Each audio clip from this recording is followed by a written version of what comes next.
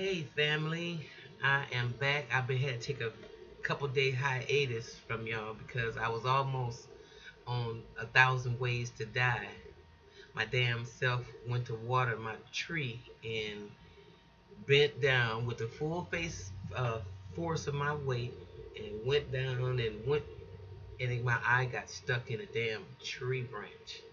Oh my god, it was so freaking painful. Oh, so I'm a little better now, and as you can see, I got my patch off. And so if I look a little damn crazy, that's okay. This is war, and I know that that's probably a minute uh, compared to what can happen. So again, baby, I'm here. I am alive, and I am grateful. How y'all doing out there? Today, I want to talk about survival. Can you survive in a time of a crisis? It's very important. I got the idea because I was talking to a friend of mine and he went on a record and about saying Khadijah, it's very important that we inform the people that they are in a war because black people are so indoctrinated and so fixated on things that don't mean anything in terms of their survival that it's going to really take something to hit them in order for them to see that, oh my god, this really is a problem, and then it's going to set off a major panic in our people. So what I want to talk about is being prepared for a crisis, because it's very important. A crisis is coming. um it's inevitable. It is going to be at our door. And I can't stress that enough. So those of us and those of y'all who are always engaged in entertainment, and I mean comedy and other kind of, I mean that shit is wonderful. But at some point you're going to have to feed yourself, and you know that when a crisis is coming, that should be a priority for you and your family, not Real Housewives of Atlanta. So those are just distractions while the beast uncovers and get ready to unleash his madness on us in full force. Because he's just playing with us now. And it's already painful. It's going to get worse. The turn up, as y'all say, oh, it's coming. Even more. So what I want to do today is I want to talk about survival.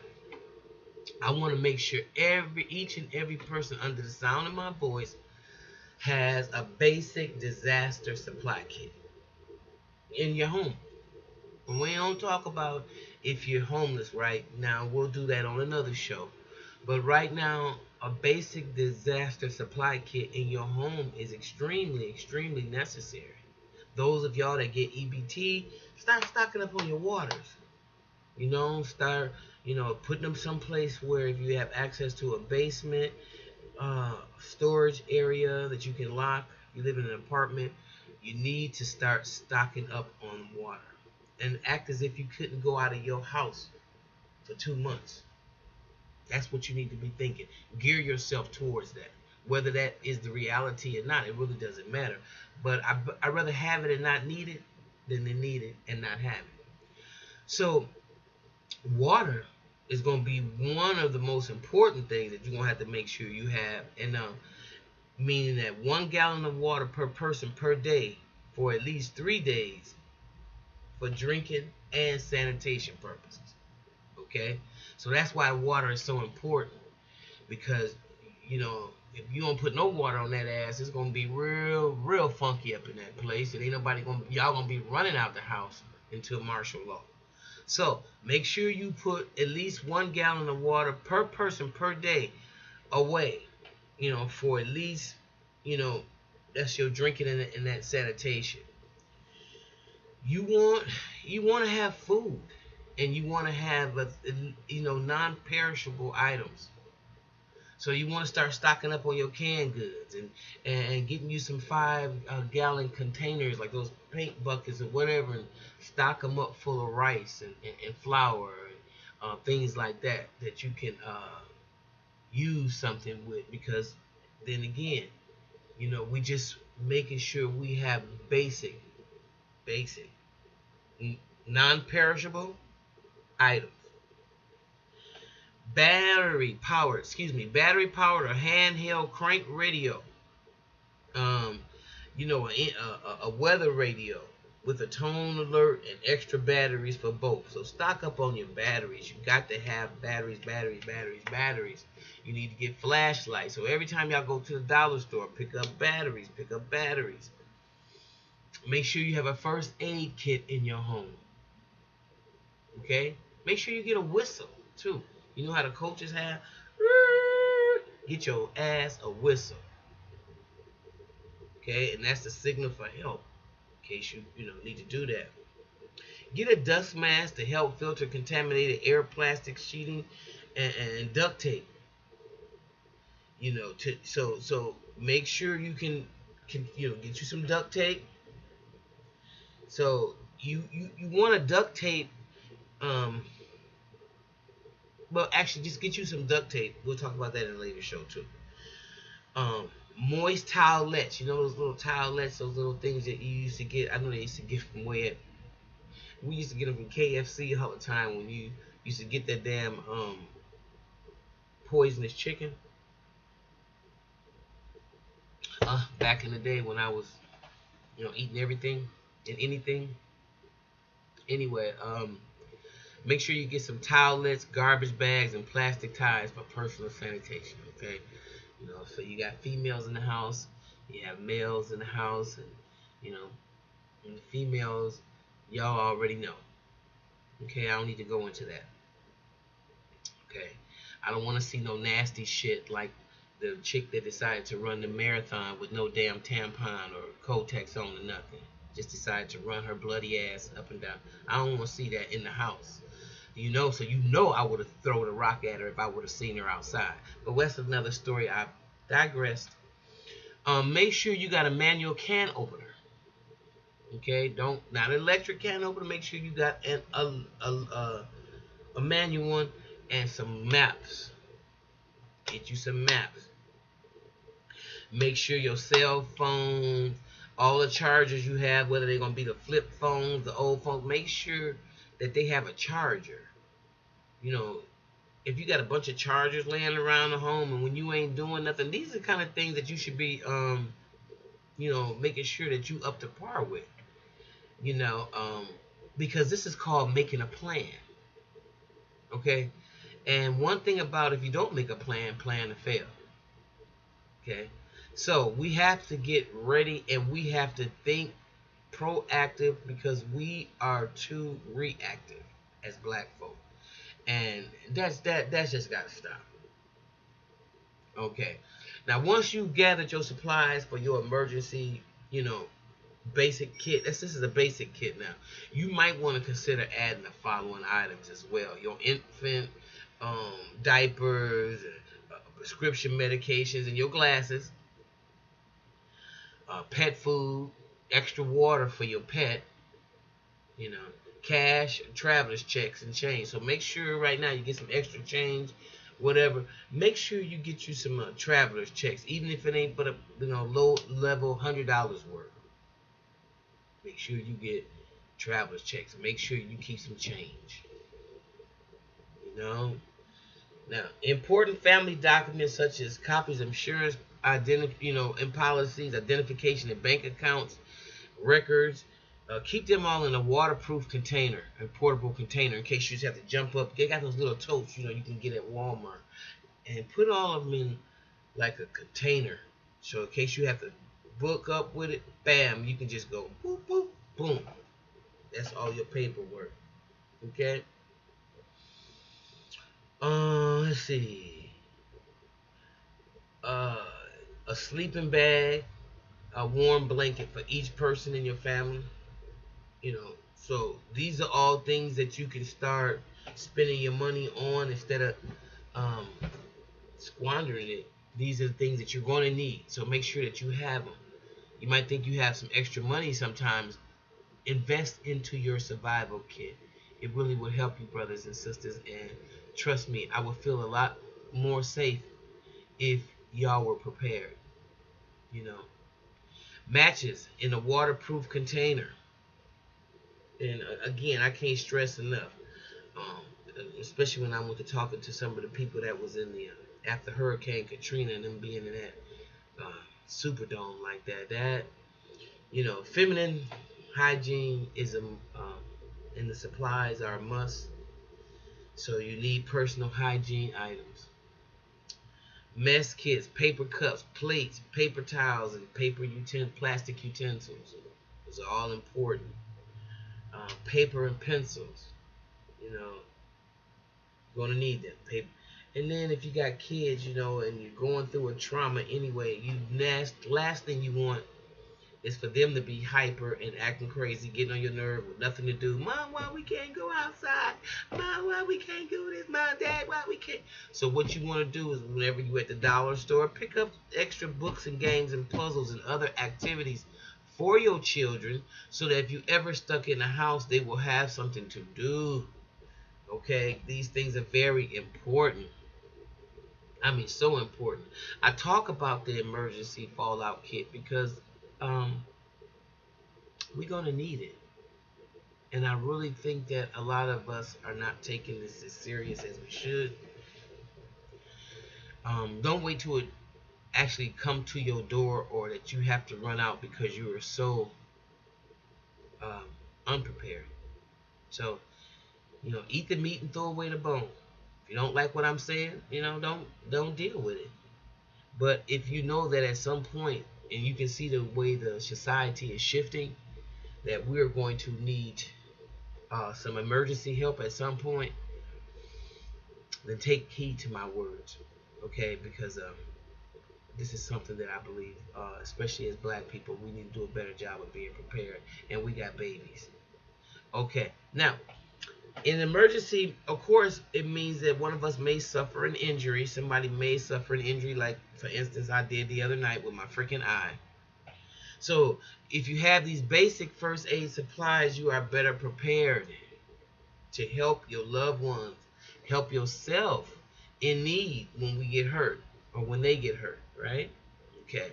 So, knowing how to treat minor injuries can also make a difference in an emergency. You must consider taking a first aid class if you can. Learn CPR. All those things are wonderful. I got my CPR training certificate, and I'm very proud of that and the hours I took for that, and I take it very seriously. So, listen. Knowing how to treat minor injuries can make a difference in an emergency. Okay, so make sure you got some latex gloves or other sterile gloves if you are allergic to latex. Make sure you got some sterile dressings. This is, to stop the bleeding. A cleansing agent, soap, a pure soap, ivory soap, and antibiotic towelettes. Okay? Antibiotic ointment. Burn ointment. Adhesive bandages in a variety of sizes. Eye wash solution. Solution to flush the eyes or as a general decontaminant. I used boric acid when I got my eye messed up the other day, until I got to the hospital, and they actually kept me overnight. It was pretty big to do. Fortunately, where my eye was healed, where it was injured, it heals pretty quickly, the cornea. So they said it's going to reattach itself, and it'll be okay. And I'm starting to feel better, and I can see better. So that's very good and positive. So make sure that you do have some eye solutions. And he said that was very good of me to have rinsed my eye out, just to make sure that it didn't get contaminated before I got to the doctor. All right, a thermometer. How many of us are not thinking about that? But we need that. If you got prescription medications, again, and if you take prescription medicines like that you take every day, like insulin, heart medicine, asthma inhaler. You should periodically rotate medicines to account for the expiration dates. Okay. Um, Prescribe medical supplies such as glucose and blood pressure monitoring equipment and supplies. Make sure you got that put aside. Make sure you got your blood pressure monitored. You know, maybe you don't have a monitor at home. Maybe you don't monitor at home and you just say, well, I just monitor it every 2 weeks when I go to the doctor. You need your own kit, your own blood pressure monitor. Okay? All right, let's move on. Non-prescription drugs. You're going to need aspirin and non-aspirin pain reliever. You're going to need anti-diarrhea medication and acid. More than likely, you're going to need a laxative. Okay? And other first aid supplies that you got to have on deck. How about some tweezers, some scissors, and a tube of Vaseline or any other lubricant. Okay? Scissors, tweezers, a tube of petroleum jelly, or any type of other type of lubricant. Now, I know that some of these things that some of us have thought about, some of us have not. But it's very important that we do begin to incorporate these kind of thought patterns into our thinking. Okay? Because the way things are going, again, family, is just looking pretty crazy out here. So, also, we got to remember when you are rationing things out, make sure that you allow people to drink according to their needs. Okay? Many people need even more than the average of 1 gallon per day. The individual amount needed depends on the age, physical activity, physical condition, and the time of year. Never ration drinking water unless ordered to do so by authorities. Drink the amount that you need and try to find more for tomorrow. Under no circumstances should a person drink less than 1 quart of water each day. You can minimize the amount of water your body needs by reducing activity and staying cool. But you got to have your H2O. Okay? And not only that, and if you run out of your water from the sink, I want y'all to know that if y'all take 1 part, or I think it's like a 4th part, I want to make sure I get it right because I don't want to kill anybody. If your water is contaminated, okay? Oh, let me say this too. Don't drink sodas. No carbonated stuff, because that's only going to make you want to drink more more water. Now, what's very important is if your water is contaminated and if you end up staying in a lot longer or having it be in longer than you anticipated, and you have to drink water out of your sink, I want to make sure that you know that you can put 1 part bleach to 4 parts water, and you'll be able to drink that water safely. It will take the contaminants out of the water, and you should be pretty safe. Now, for those of you who have a computer, you might want to look that up just to make sure that it's not a half, but I believe it's a 3/4 rather. It's 1/4 part water to 3/4 part. So y'all figure that one out. And if you're in doubt, why don't you go to one of these survival websites like ready.com or FEMA, something like that. You can find out. You can find a lot of information about disasters, okay? Listen, I'm not going to bore you with it. I've been spending enough time. I'm just hoping that I've given you enough information about the basic things that we may need if our asses get on lockdown in our homes. And I hope that y'all take me seriously and know that this is very, very important, especially for the babies. I know it's hard. Grown people think they know everything, and I'm not really trying to address uh, this for you to convince you. I'm just hoping that you remember that you have babies, and we got to do it for them. Okay? Thanks a lot, family. And try to stay cool today and be blessed. And I'll see you next time. Bye-bye.